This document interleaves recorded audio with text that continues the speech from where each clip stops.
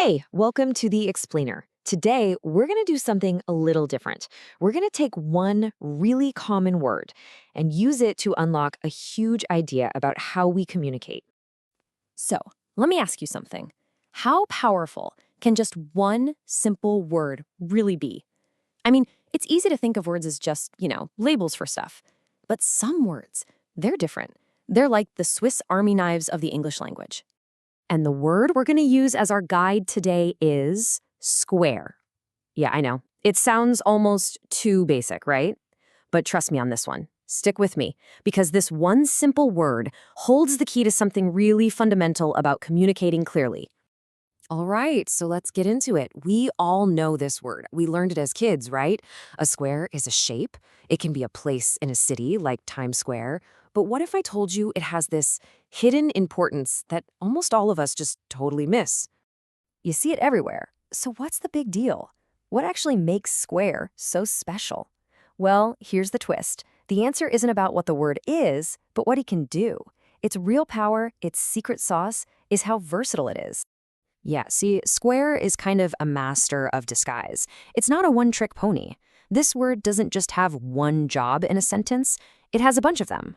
And figuring out these different roles, well, that's the first step in our little investigation here. Okay, first up, the job we all know and love, the noun. A square is a thing, a shape. That perfect little form with four equal sides, four equal angles. This is square at its most basic, most concrete. But wait, there's more. Square can also be an adjective. It can be a describing word. Think about it. You can have a square box, a square jawline, or, hey, even a square meal.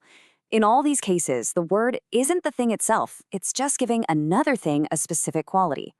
And get this, it can also be a verb, an action word. This is where it gets interesting.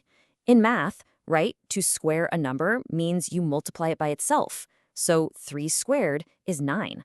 The word isn't a shape anymore. It's doing something. It's performing an operation. So let's recap. Square is a noun, an adjective, and a verb. Now, you might be thinking, okay, that's just a weird little quirk of English, right?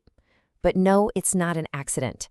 This amazing versatility is the exact reason Square got an invitation to a very, very exclusive club. And here it is. According to the Simple English Wiktionary, square is on the Basic English 850 list. Boo! That's it. That's the secret we've been digging for. This one little fact, it changes everything. Which, of course, probably has you asking the exact same question I did. What on earth is the Basic English 550 list? 850. Just think about that number for a second.